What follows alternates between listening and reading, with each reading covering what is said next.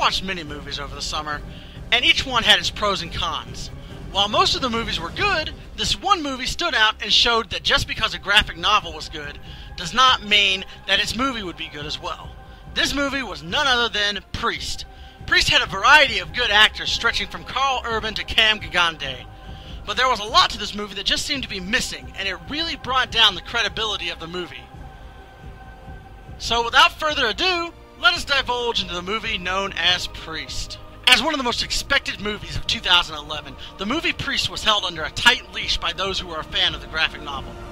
The movie was worked on for years before the movie made its debut in 2011. However, despite the long time that it had taken to be made, the movie was anything but great. The movie lacked subplot, character development, and it felt like a good chunk of the movie was simply just there, as if the director and the writers expected you to know beforehand what was going on.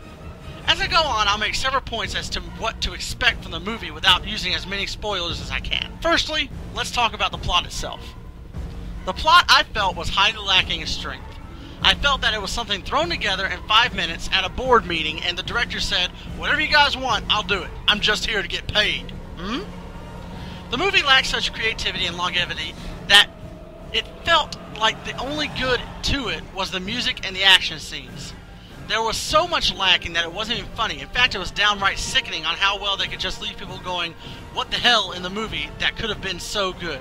The first lack of plot that I noticed was the lack of explanation on character relationships. In fact, the only relationships that got expanded on are Priest and Lucy and Priest and Hicks. The rest are just left in the dark and you have no idea what's going on, or who knows what, or how they came to be. This is one of the things I noticed, that they just seem to expect you to know what's going on. The most mysterious relationship that I think is in this movie is the relationship between Priest and Priestess. They seem highly connected and have a lot of tension, for the lack of a better term, between each other. Whether this tension is sexual or otherwise is pretty hard to tell, despite the fact that Priestess told Hicks that there was a vow of celibacy. Priest and Black Hat seem to have a pretty complex history that is only slightly touched upon by the introduction and during the movie as flashbacks, but is never truly touched upon in an explanatory sense that explains everything about their relationship, and that makes me think that the movie is lacking in clarity and plot, because it just seems like everything is simply there instead of thought out and explained, and the characters are at best expendable because you know nothing about them.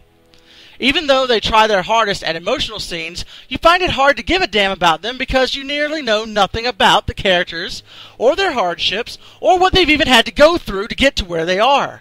The only emotional piece that got me somewhat sad is when you find out the big secret about what Priest had to give up when he became said Priest, and by that time, your care for the movie is just too far gone.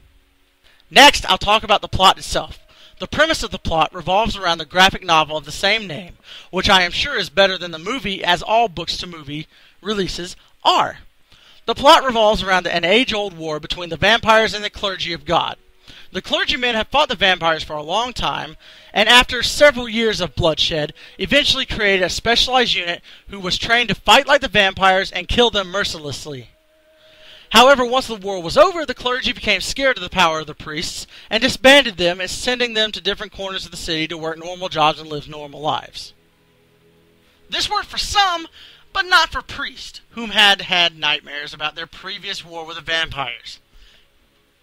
Enter the flashbacks of Karl Urban, aka Black Hat, that I had mentioned previously. Priest returns home to be confronted by Cam Gigande, or Hicks, and find out that his niece Lucy had been kidnapped by the vampires in a raid the previous few days.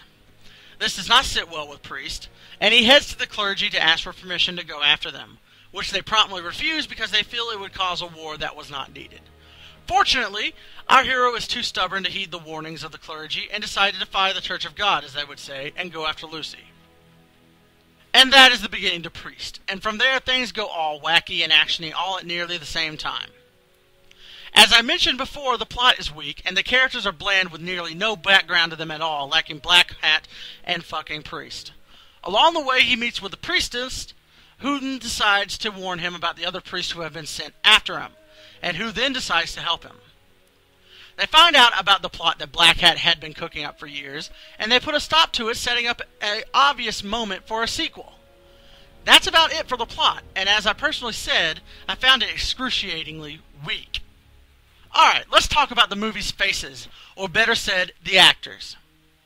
As I said before, this movie starred a good chunk of actors that have been in movies before, and have made quite a name for themselves.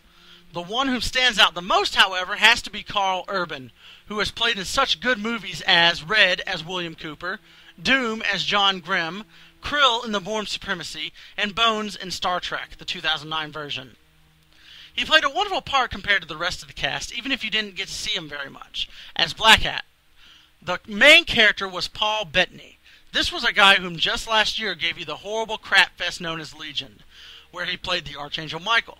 In the movie Da Vinci Code as Silas, in Iron Man as the voice of Jarvis, and in Inkheart as Dustfanger.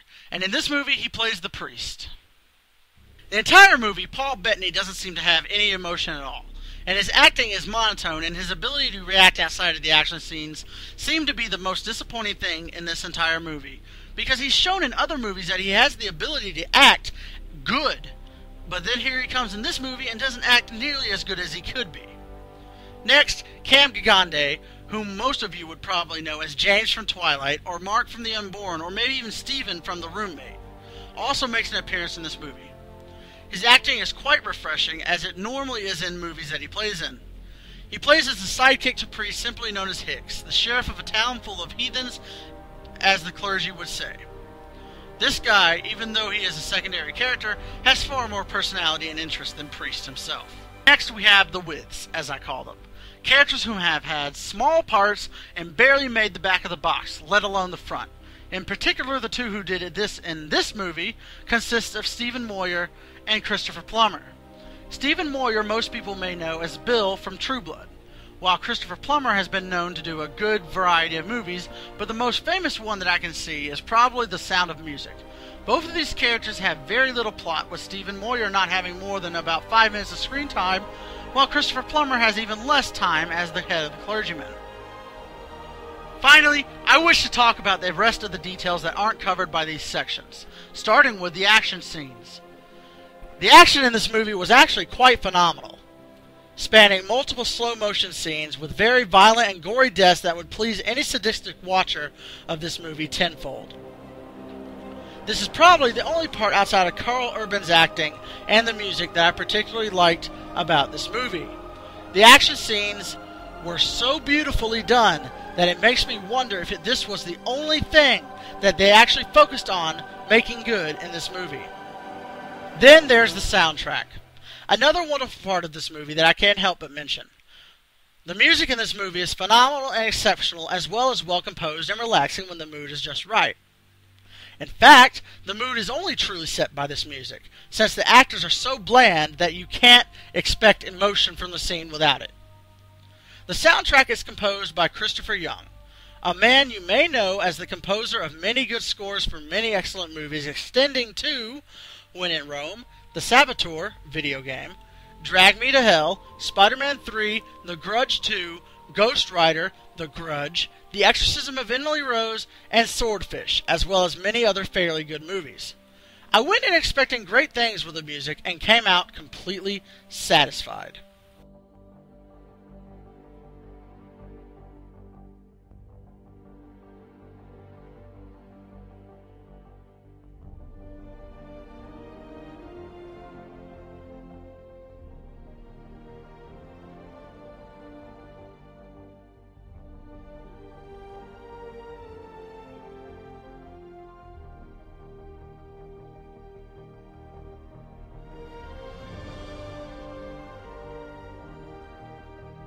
In the end, is Priest a horrible movie? Nah, I won't say it's horrible. It's horribly lacking, maybe, but in the end, not exceptionally horrible like it could have been. If you are into high-flying action scenes and a soundtrack to kill and a wonderful Karl Urban acting sequence, then go see the movie. But don't expect too much of the plot, because there really is little to none unless you've read the graphic novel, which I have not. That being said, I would definitely say give the movie a try, because it's truly up to you whether or not you will like it or not, due to your own personal taste. For me, it's horribly lacking, but a good movie. I give it 3 severed vampire heads out of 5.